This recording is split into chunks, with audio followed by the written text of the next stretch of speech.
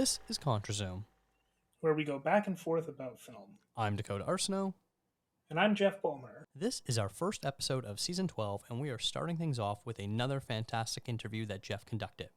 He had the chance to chat with Amalie Atkins, the Canadian filmmaker whose latest film is the documentary Agatha's Almanac, about her 90-year-old aunt Agatha, who runs a 64-acre farm in Manitoba where she grows her own heirloom crops. Jeff was last heard on episode 331, 2026 Canadian Screen Award nominations. Welcome back to the show, Jeff. How are you? Pretty good. Thank you for giving me the opportunity to do this interview. Yeah, of course. Love getting to share your interviews. You've been booking some really great guests lately. So continuing that trend here with another one. Yeah, this one was fun. How it sort of came together. I was in anticipation of the Canadian Screen Awards. I was trying to reach out to whoever I could from Canada's top 10. And I reached out to Amalie's team, and they were very quick to be like, "All right, let's schedule something," which kind of took me by surprise because I was just throwing out emails, seeing what would happen, and this came together, and this was awesome because for those who have not seen it yet, Agatha's Almanac is a very, very good movie. I watched it twice, in a very short period of time because it's just there's a lot going on. It's a very interesting look at Amalie's aunt. Yeah. For those who are not aware about Agatha's Almanac, it picked up numerous Best Documentary Film nominations from film festivals around the world, including being named Best Canadian Documentary at last year's Hot Docs Festival, and, as you said, was recently just named as one of the 10 best Canadian films from TIFF. So for people who are not familiar with it, can you talk a little bit more about what this film is? Yeah, so this is very much just kind of a character study of Amalie's aunt Agatha, who is but it's filmed over 6 years. So she starts the film around 84 years old, and it ends just after her 90th birthday.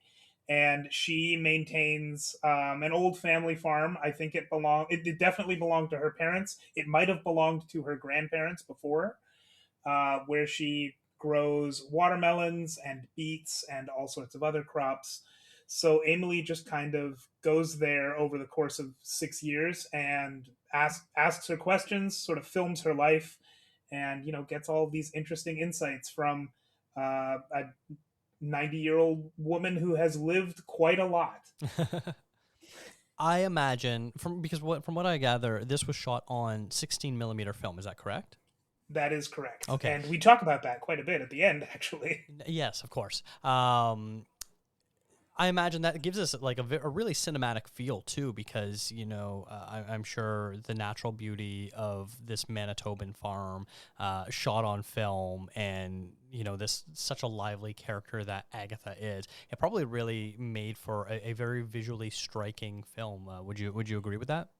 Yes, and especially this is the first collaboration between Amalie Atkins and her cinematographer is another Canadian director named Rain Vermette, who who was recently at TIFF with her own film Levers, which is a very strange experimental movie. But also, she shot Dead Lover, and in 2021 she was also on Canada's top 10 with a movie called Saint Anne. um, and she has a very weird and interesting visual style that sort of gives this movie like a bit of a nostalgic feel, but it's also just it also just shows the natural beauty of the farm. There's a lot of really interesting visual choices there between Rain and Amalie. um, yeah, it's it's a really interesting movie to look at in addition to everything else that's going on. Awesome. All right. Well, then, do you have any last things you want to set up before we go to your interview? Yeah, I mean, Emily can talk quite a bit about her aunt, and we could have gone for so much longer. I tried to get to some of the things that maybe weren't in the film, and I think that Emily had some really interesting insights into, even though this movie was very lean. I think she said the total amount of footage they shot is about 2 hours, and the movie itself is 86 minutes. So not a lot of cutting Wow. needed to be done. But she shines some really interesting insights into, what was left on the cutting room floor and what maybe wasn't recorded that could have been. Wow. And she talks a little bit about the premiere of this movie back on April 1st, which is one of the first things we talk about, and that's very funny. So I won't say any more about that. I'll just leave you with that little bit of anticipation. Amazing. Well, then, without further ado, here's Jeff's conversation with Amalie Atkins. I'm Jeff Bulmer with ContraZoom Pod, and I am here with Amalie Atkins, the director of Agatha's Almanac. How are you doing, Amalie? I'm doing very well. Thanks for having me. So, your film, Agatha's Almanac, is releasing this week in theaters, I believe? Yes, Okay. It opened in Winnipeg on Wednesday, April 1st. And Oh, nice. Okay. Agatha was in attendance in Winnipeg, and she did a live commentary throughout the film. Throughout the film? Yes, she likes to point out any omissions that I have made in the film. So we were sitting in the front row, and she even stood up and addressed the audience to let them know about certain aspects that she likes to explain, but things that I was explaining entirely, because I wanted there to be a little bit of mystery in certain parts. Did you pause the film for her to explain it? Oh, okay. Oh no, she likes to just do this while the film is screening. So sometimes she's interrupting her own voice. Her film self. It's like a meta experience being in the theater with Agatha. Oh, you guys should do a director's commentary with her. I would love to hear that. I would like to, and I think my friend Shimby recorded the whole. Oh no, she recorded the Q&A, not the. I should have recorded the whole thing. I just didn't think of it at the time. Yeah. Oh well. I'll have to do it next time. Hopefully, yeah. But I wanted to actually start off by asking about the decision to make a film about your aunt, Agatha Bach. Where did that idea come from?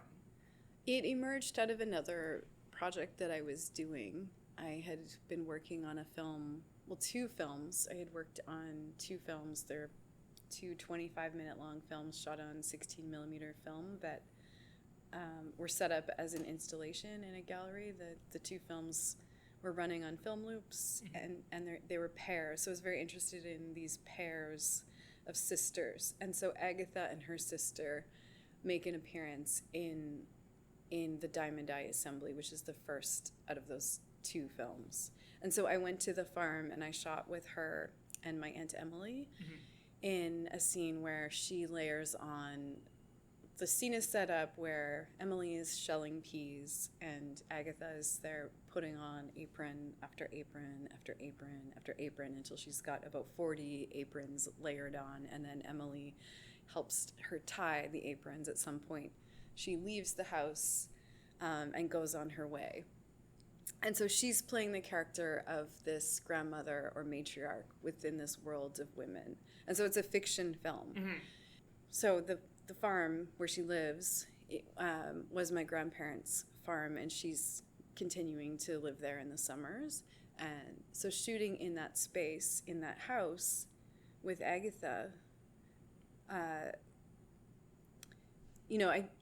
thought the next project I would like to come back and shoot with her as herself, not as a character, because she also came to Saskatoon to be in another scene in that film. She loves being on camera. I had no idea how much she loves being on camera until the film was all about her and the things that she's getting up to. So that's what started it. I am curious, just to sort of stick with that fiction film quickly. In this movie, she's very candid. She loves talking. She loves being on camera. It's very clear from the movie, as you said. But how did she take to being in a fiction film? She had no problem with it. I think she's a born performer. And due to her life circumstances, probably never had much of a chance to perform other than in her own life. Right. So she's always, you know, we have a large family, and so any family gathering, she would be the lead on organizing our large family.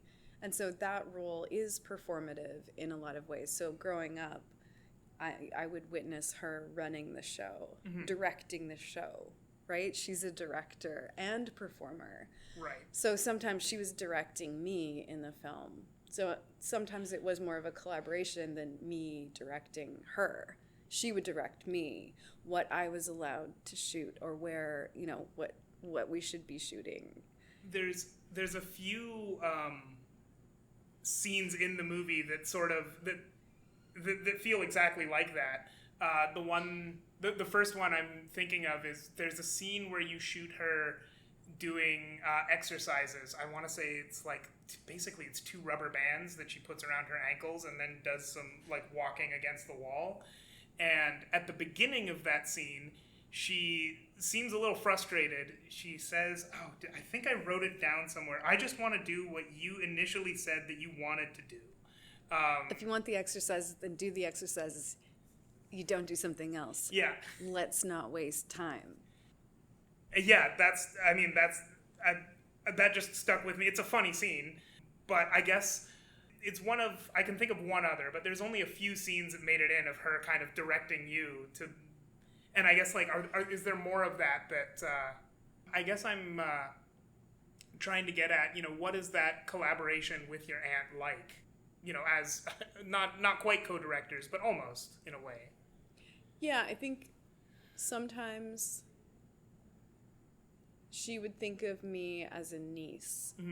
And when she thought of me as her niece, then it became like she felt more in charge. More in charge, maybe. I mean, she always felt in charge to some extent, but I think there were times where, you know, she would respect what I'm trying to do, and I think maybe the times when I had crew with me, then there was, but even then, I don't know, because when she was trying to pick a fight with me about the strawberries being washed, I had a full crew, like I had Rain and Charlene and Christian Church were there that day. I think there was like 3 or 4 of us there. You just said she would see you as a niece sometimes, and I mean, obviously you are her niece. How different was it making this film versus, I guess, just hanging out with your aunt when there weren't cameras rolling, like just throughout your life? I mean, it feels similar when I just saw her yesterday. Did I just fly in yesterday? The day before yesterday. I hung out with her, and I brought my camera with me because what's hard now is stopping. It's hard to stop shooting, and it's hard to stop looking, like being in her space and being with her and not seeing the filmic potential in every moment. Because it is, hanging out with her feels like I am existing within the world of the film. And because I spent so long not only shooting with her, but I edited the whole thing. So throughout the entire pandemic, I was either shooting or editing and hearing her voice. So her voice is, I think I could probably recite the entire film to you. So it really became part of my daily life to hear her voice. So when I hang out with her and I'm hearing her voice, it's really triggering like creativity. And I think this would be, this story is fantastic. Oh, I'd like to get her talking about that again, or I'd like to record that. And her Winnipeg apartment, I was just there, and I didn't shoot anything, but I did take some photos because in the film, the whole scene with the labels, that is the tip of the iceberg in terms of label potential. So there really is so much more to her life that could, like, it's eternally giving more. And so I'm at this point where I want to be able to hang out and not constantly be thinking about the possibilities, the creative possibilities Right. that she gives me. Because it's really ongoing, and it's very inspiring to hang out with her. And she's very funny, which we see a little bit in the film, but she's, I would say, potentially like even funnier if you're just spending a day with her. There's lots of comedic potential within her life and her whole, like she lives in a senior's home, and there's a lot of, there's a lot of drama in the senior's home. Does she not live on the farm anymore? Well, in the winter, so I set up the film to be very specific about the farm. Right. So she's there from spring until fall, which I don't know, I don't think that's explicitly clear that she's not there constantly. It's part of maybe how it was created in order you don't to see the film doesn't contain very much winter, so you could kind of you could figure it out. Yeah, I mean, because it's not winterized, it's not really winterized, the farm, and it's not really safe for her to be there in the winter either. Like, there's nobody to clear, there's all these practical concerns. Like, it's a very long driveway, there's nobody there to clear the snow. I mean, she would be stuck in the house in the winter. So yeah, she's in Winnipeg in the wintertime. So Winnipeg, like, her urban situation is could be a whole other film, a whole other story.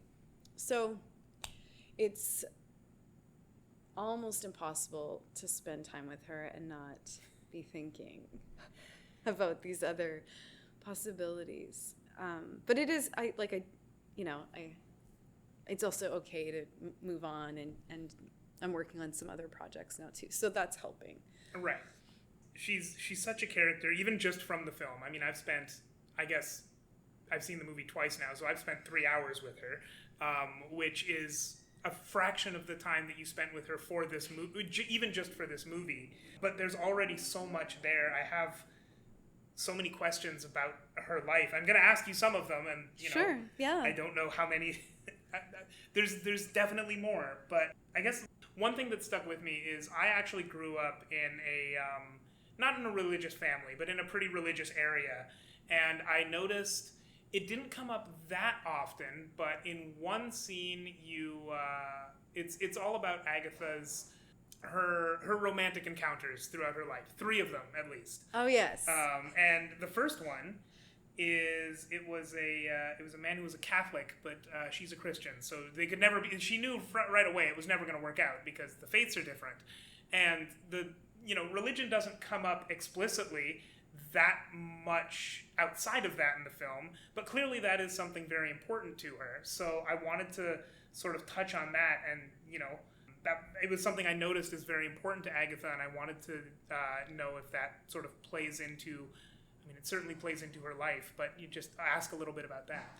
Absolutely, it plays into her life, and every screening she has been to, she will make sure to communicate to the audience. She will share the gospel with the audience, because that was a choice that I made in the edit. Was like there was a scene where she was telling us about the sisters and the loss of her sisters, and then she told the crew, the full gospel story. But I decided, to leave these some moments in, but not to, like, she probably would have preferred that I had maybe put more in. But that's my own. That's right. my choice to use restraint in that way, because I'm the editor. I wanted the film to be really available to a wide audience, and I think sometimes with you could easily put yourself in a smaller corner. I think if it was all about a faith, right. and I also, I mean, not only that, but I think that what I wanted to show, and this would be common, I grew up Mennonite, so I mean, this is what I witnessed growing up, was in our family and community, faith is really an expression of action and not words. So I think I always found growing up, whenever somebody started to tell me how to live instead of showing me how to live, I felt like it shuts things down. It shuts down curiosity and interest. Whereas if you're showing her faith, showing how she lives in this beautiful way, I think that's a truer example of her faith than words, in my opinion. In my opinion, it feels more universal or more universally available to people than if you're like lecturing or telling somebody how to live. I am curious though, in the screening you just did with Winnipeg, you said that she gave live commentary. Did she give live commentary on those specific scenes, like to say, because you had just mentioned, to paraphrase you probably very badly here, but if Agatha was editing the movie, the faith would have been a much more important part of very specific scenes that you mentioned. Did she bring that up during the screening? No, she didn't bring that up during the screening. I think it was in the Q&A. It usually comes up somewhere in the Q&A. And she does talk about her faith, and not in a really lengthy way, but I think she does. I think with an older generation, I think the closer you are to the end of your life, I think there's like a compulsion to do so. Fair. That makes sense. You had mentioned another scene that I had really wanted to ask about, which is the scene where Agatha is talking about her sisters having passed. One thing I noticed about that scene, and actually quite a few in the movie, is that's narration. You've got the audio from Agatha, but it's not a video of her speaking. It's a video of something something else very deliberate. In this case, you're sort of panning around to, I think it's 4 different chairs that are all empty. So I wanted to ask a little bit about that scene specifically, but then also just in general about how you approached, knowing when to, how you decided when to show the video of Agatha telling what she was saying versus the audio of Agatha and the video of something else. It's a practical matter in a lot of ways because we shot that with an ARRI SR2 camera, so we did have more than, with a Bolex, you've only got 15 seconds or 20 seconds, like you're winding the Bolex. So any footage, if you're trying to match if you're trying to sync a picture with a Bolex, it's a lot more difficult. Right. So we did have, for that scene, we did have an ARRI, so we could shoot longer, but I didn't want to stop her from speaking during that scene, so we have far more audio for that scene than we had an image. And I knew I would need coverage. Right. I knew it would be impossible to sync sound on that because there was so much more audio than image. And so I thought, well, if we keep the camera moving on these chairs, and that scene she was speaking, sitting there in this circle of chairs, so the audio does come from that specific time and place. Oh, okay. And I think it's also like, I'm disturbed when I see people shooting people in really vulnerable moments. It bothers me to see that. And I imagine other people are bothered, and so this gave her a little distance, I felt a respectful distance for the level of vulnerability that was happening in that moment. It was an intense scene to shoot, so that was, it was a practical decision, but also respecting her space, giving her some space. And then the next thing, in the same spread of time, she starts talking about her snacks. And so in the edit, I liked that we went pretty deep and heavy, and then we come out on her snack time. and then we're out back into the garden. So we dive in and then we're out, and I think there's a relief I felt in the edit. I knew I didn't want to keep everyone down in this kind of heavy moment, and she does that all the time, where there's we're going down, we're coming back up, like it's practical, it's emotional, and then we're back to something funny. And I mean, this is definitely more of a comment than a question, so I'll move on past it soon. But I think the movie is paced emotionally very well, because, you know, the 2 times I watched it, I never came out feeling it feels very light, even though there are those heavy moments. Like I never came out feeling exhausted. Not that, you know, the way you would when something is like a very heavy documentary. I had very good edit advisors.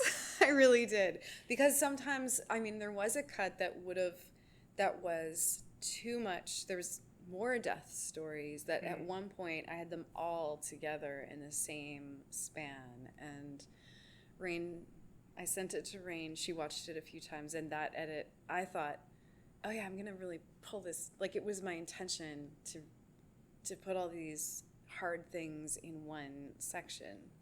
I thought we're going to pull it really low.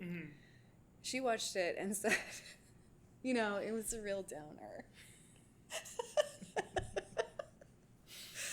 And I appreciate her honesty so much.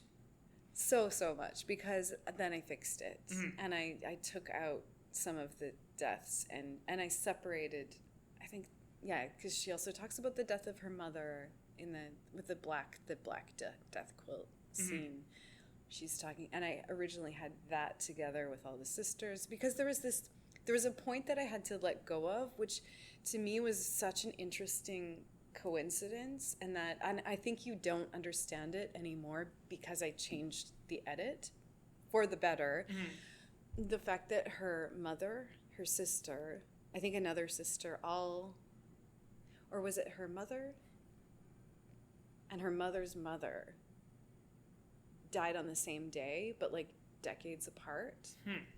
And then another sister died within 2 days, and another died within a few days. So between like December 10th and 15th, there's all these deaths. And I thought, that's so strange. And I wanted that strangeness to show up somehow, but I couldn't. That was the only way I could have, because I actually took different audio. So I don't think that is in the film or evident in the film. I guess it's just for me and Agatha to know. But it's like, what is going on in December? Like, what is this death portal that's happening? Why is it that time frame, decades apart or years apart? And so, and maybe it's true for a lot of people, die in early December, but I don't know why. And I think it's a curious and strange thing. Yeah, I don't remember that from the movie, so I don't remember it making it in. But that is really interesting. I wonder. I don't know. I don't know either. And so we have a gentler experience of death in the film on account of the change. But yeah, it was something that I just couldn't. I had to take different audio to make that scene work. So yeah, there's thousands of edits going on and thousands of decisions, and ultimately you make the decisions that are serving the full film and not your own, my own curiosity about this. We're starting to run low on time, but there is one thing that I did want to ask about before we go, and that is your cinematographer, Rain Vermette, who is not here, so I'm not asking her anything myself, but this is, as I understand, and please correct me if I'm wrong, this is your first film with her, right? Yes. So how did that collaboration happen, and what was it like working with her? Yeah, so I know, prairie filmmakers. Yeah. We know each other. And I've known Heidi Phillips, who's another Winnipeg filmmaker. I've known her for years, and her grandmother is in one of my earlier, her grandmother and her grandmother's twin are in one of my earlier works. Okay. So I met Rain through Heidi because they came to Saskatoon. Rain was working on an animation at that time, years and years ago. And then when it came time to shoot with Agatha, I asked Heidi again, do you know anyone who shoots 16 that has time, that would have time to work on this? And she said, yeah, ask Rain. So I asked Rain. Rain showed up. We started working together and never looked back. Nice. And okay. yeah, and she has a great eye, and she's a very intuitive filmmaker. So I remember we would be shooting something, and I wouldn't quite say cut, and she would cut. It was like she was we were like telepathically communicating on the right moment to cut. Yeah, so we carried the camera, that heavy camera, through the garden, and used various objects around, stools that Agatha had, and all sorts of things. Like, we used a wheelbarrow to move gear back and forth from the house to the garden, and it was, a very low-key set. And then she brought Charlene Moore, who does sound on her projects, and then also Christian Church came. So they work together. Like, they're people that work with Rain. So she came with a full crew, which was wonderful because I don't have a full crew in Saskatoon. Right. And there's Gavin Baird shoots on 16, and then I was working with a guy who sort of had been around for a long time on my other projects, but I wanted somebody in Winnipeg. So we worked together for years on it. And during the time of shooting Agatha's Almanac, she also shot, did she shoot 3? She shot St. Anne, Lovers, and Dead Lover. Wait, she shot Dead Lover too? Yeah. Oh, wow. Okay. Yeah, which is so different. Very different, yeah. And I remember she would say, "Oh, we have a lot of really bright footage," because I always want to make sure that things are well lit, because we're using so much natural light. And I remember her saying, like, "Oh, we should get some shadows, and we should get some darker. We should get something different." And so we did. Yeah, we shot some other things that were darker, but I just saw Lovers, and have you seen it? I have not seen Lovers. I have seen Dead Lover. Okay, I haven't seen Dead Lover, but I've seen Lovers. And I was like, oh, I understand. I understand what you were trying to tell me at the time, but I was like, she's willing to take really hard risks on light. And I was afraid of losing, I think, because every time we were with Agatha, I just wanted to really make sure we didn't have to reshoot with her. So I was concerned, like, okay, we need to always make sure we have enough light with her. But yeah, now I can see like how much beauty there is within darker footage, within shadows. So I have a better understanding of where she's coming from after seeing that film. I had seen St. Anne somewhere in there, but Lovers really pushes. It's beautiful. It's stunning. So I highly recommend seeing that film. It's one I've been really hoping to see since I missed it at TIFF last year, and I think I can see it soon, but I haven't seen it yet. It's one I've been really excited for. When I learned about it, like, right after TIFF, and I was like, oh shoot, well, I missed it now. Hopefully it will come back, or there'll be a way to see it. I'm sure it'll come back at some point in time. You did say one thing that I wanted to touch on. Sure. So you said, the decision to film it on 16mm was made before you had the cinematographer. Yes. Okay. Yeah, I always worked on 16mm film. Gotcha. And it also made sense to shoot 16 with Agatha. She's always been interested in photography, which I didn't know until I made the film with her, when I started to understand, she's been the family photographer all these years. Oh. I didn't have any, I didn't really know until I got there and started looking through her many boxes of photos and negatives, and she's sort of the keeper of all of that information. So she's given me a whole bunch of negatives as well, like another project or another time where, you know, images of like her parents, these very old negatives that could be, and they show up briefly in the one scene where she's looking through photos. But shooting on film, I think it's the only way. It was really the only way to shoot this project, but it's also the only way that I ever shoot, because it gives parameters and it gives me focus, because it's finite. There's not endless. You don't have endless time. You know, with video you can go on. And there's no. I just feel like I really need parameters in my life and in my working world. And if I don't have a good parameter, I mean, I love deadlines because then I get things done. Right. And the film, at some point, I think I had 2 hours of footage, and I thought, am I making 2 feature films? What am I doing here? I need to make a decision on how this is going to go. And I could have continued, and that's why the ending of it is arbitrary. What I decided was that I wanted her to see the film while she was alive, and she turned 90. I thought that's a good point to wrap up the shooting.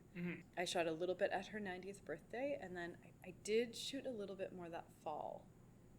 So I was still getting a little bit more, I think the hip waders, so I didn't really have a locked picture until 5 days before the world premiere. I was still in there working on like micro editing things. Right. So I found out from CPH docs that I needed subtitles, which I thought, okay, I'm done the film. Here you go. And then they said, can you do subtitles?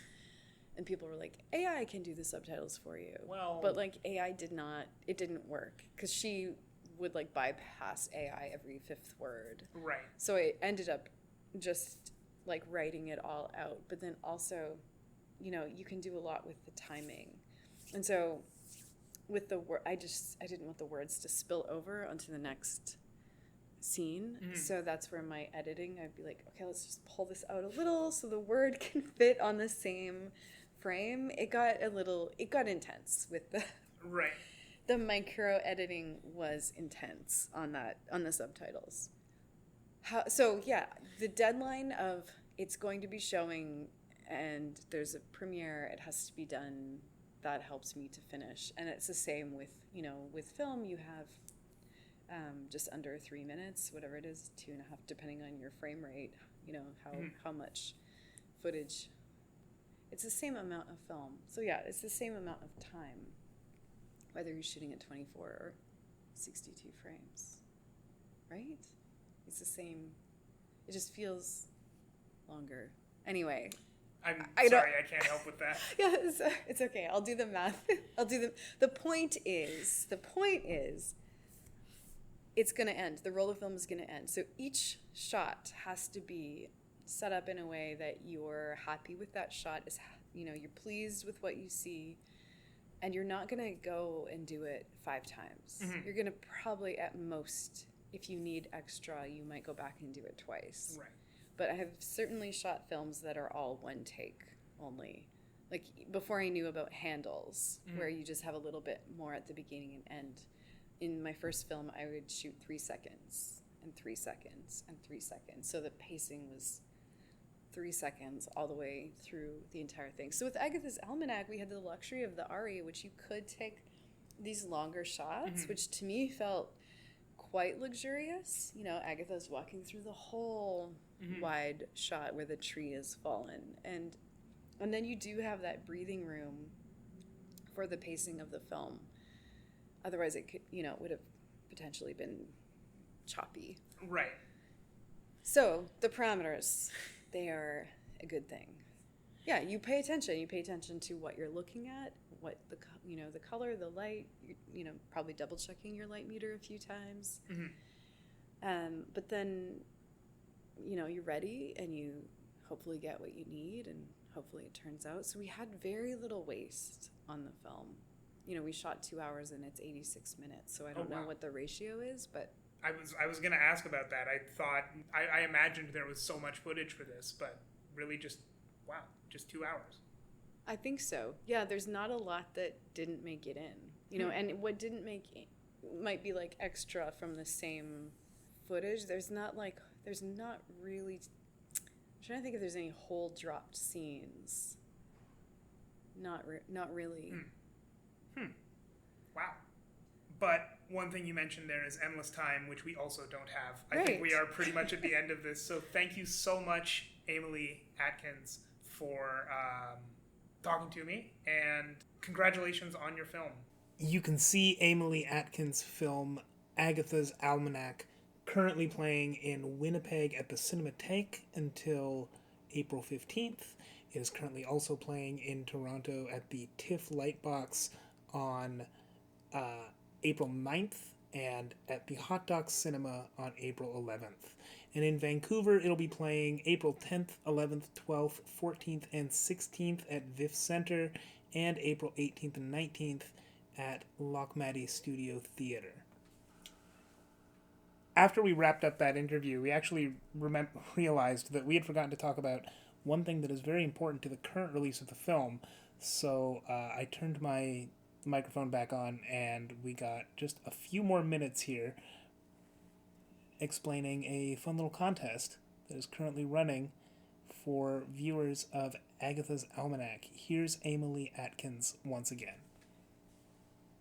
People unfortunately can't see this, but you have here a lot of seed packets with a custom-made stamp. Yeah, so I designed this stamp, or this artwork, that I also use on the tote. So. Which I will take pictures of so that we can communicate that. Right now they are only available at screenings. So it's a 4-color screen print that I designed, and then on the inside there's a secret message.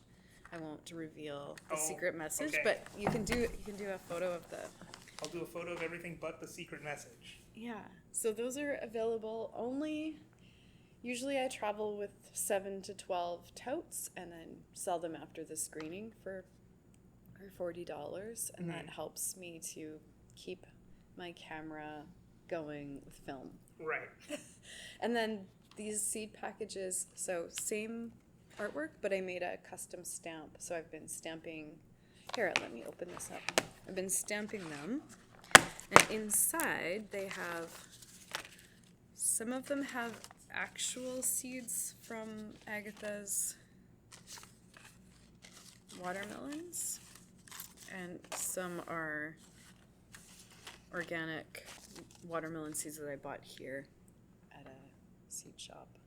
So anyone who dresses in Agatha-inspired fashion to come to the for a screening is eligible to win a seed package. Otherwise, they're by a donation. People can buy them by giving a donation. And yeah, inside they have a watermelon seed, one single watermelon seed for the ones that are from Agatha's garden, and the ones that have organic seeds. I think there's like 5 watermelon seeds. Mm-hmm. So we're holding a watermelon growing contest. Mm-hmm.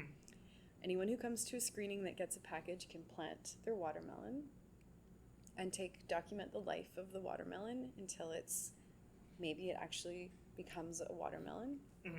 I only got as far as a flower last year, so I'm very curious. That's why I'm bringing them to see if they're going to do better in Ontario than Saskatchewan. I suspect that more people will get an actual watermelon in Ontario. You know, we haven't figured out who's going to win or how. Does it go by weight? You know, is it the largest watermelon that wins the contest? But it will be Agatha who will choose the winning watermelon in the fall. And the great thing about this, you can save the seeds from the watermelon. These are all watermelon plants that will produce seeds. So when you're eating the watermelon, you can spit out the seeds and save the seeds and pass them on to friends. And the ones that come from Agatha are from her mother. So she's been growing this same watermelon for, 50 years or something.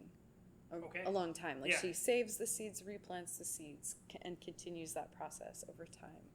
So if you get an envelope with a single seed, that's from my grandmother's watermelon, and people can keep growing them now. I think it's good to divide the responsibility amongst many to keep these heritage seeds going. Mm-hmm. That's it. All right. That's the contest. What do they win? What do they win if Agatha selects them? They'll win a tote, which is the watermelon bag, and large enough to hopefully carry watermelon inside. Or, it's great for the farmer's market. Right. You can put your produce in there. All right. Oh, and there's only 200 of these that exist in the world. Ooh. So if you see another person with one of these bags, they've very likely been at a screening or know somebody who bought it for them at a screening. So it's like you're part of the Agatha Almanac Club. All right. Well, that was a terrific conversation that the two of you had. I'm so glad that you were able to, talk to her in person, which I do really feel makes a bit of a difference in having everyone sort of feel relaxed. Like we've both done Zoom interviews or sometimes where you don't even see the person, you're talking to them and you're trying to make a connection with them. But I really do find when you're in the same room, you can very quickly get on the same wavelength. Do you find that sort of helps with you as well? I definitely agree. And another thing that was really nice about I conducted this interview on a bank holiday. And I don't know if I actually was the only person interviewing Amalie that day, but it seemed like it. And as a result, we ended up going a little long, as I'm sure people could tell. But comparing that to some of the online interviews I've done, even when you're on the same wavelength, even when things are going very well, normally those other interviews I've done have been, on a press day where I'm maybe third or fourth in out of however many interviews, 5-10 interviews they're doing that day. It just sort of, even when you get on that same wavelength, it makes for a more hectic experience. And this was a really nice change of pace from that. Yeah, it really does have a fun, casual, conversational feel to it, and I think that really comes through with the questions you were asking too, and how excited she was to talk about this project. Artists usually hate talking about themselves anyways, and this, she gets to talk about her aunt, when obviously someone that she really cares about because she made a whole movie about her. Yeah, and as we were talking about right at the very end there,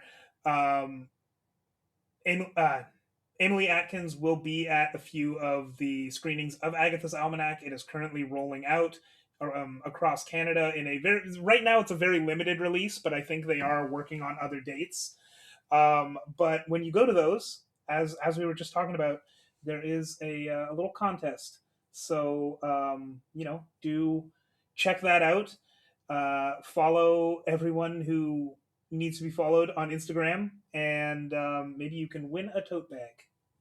That would be really cool if one of our listeners do win that. So yeah, definitely make sure you check out to see when this film is playing, if it's playing in your city or town, and definitely go check this out. Jeff, thank you so much for conducting another great interview and being able to share that with everyone. Yeah, thank you once again, and I'm excited for the next one. Nice. Well, where can listeners find you and any more of your work? Listeners can hear more of me over on Classic Movies Live. We just did an episode on There Will Be Blood, and then an episode on Batman Mask of the Phantasm. And we've got some more fun stuff lined up. And you can see some of my reviews over on ContraZoomPod.com. Amazing. I don't know what my most recent one that will have been published as of this episode releasing is, but I'm sure it was good. Oh, and I just started writing for Northern Reel. I have two capsule reviews up on Northern Reel as well. Fantastic. Yeah, that's our other co-host, Matthew Simpson's new Canadian website, which you heard us talk all about on the Canadian Screen Award nominations episode, which sort of timed out very nicely with the launch of his site there, where I also have a review up, and I'll probably be having a second one going up soon. By the time this comes out, it's probably going to be up. So yeah, definitely check out Northern Reel as well. Thank you, Jeff. Really appreciate you coming on. This has been a That Shelf podcast. Visit thatshelf.com for more great film discourse. Follow the show on Instagram, Threads, and Blue Sky at ContraZoomPod. Did you get to see Agatha's Almanac? Leave a comment on Spotify or send us an email. Thank you to Eric and Kevin Smale for the theme music and to Stephanie Pryor for the logo design. If you like to listen to podcasts on YouTube, we do post all episodes there as well. And if you really like the show, consider tipping us on coffee. Thanks for checking us out.